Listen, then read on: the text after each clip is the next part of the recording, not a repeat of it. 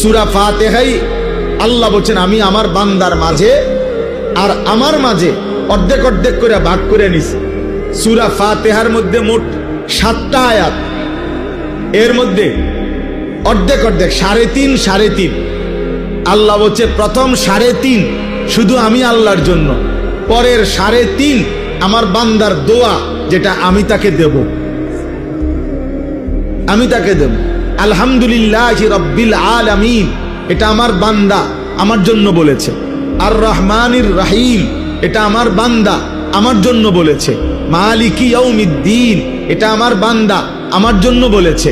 এলো 3 আয়াত। ইয়াকা না'বুদু, এই অর্ধেক, এটা আমার বান্দা আমার জন্য বলেছে। আল্লাহ বলেন আমারটা আমি নিলাম বান্দার পক্ষ থেকে, ও আমার প্রশংসা করছে, ও আমার যা বলার বলছে। এবার আল্লাহ বলেন বান্দা তোমার কি কি লাগবে তুমি সেটা বলো। তো আল্লাহ তাআলা বলেন, এবার বান্দা বলতেছে ওয়া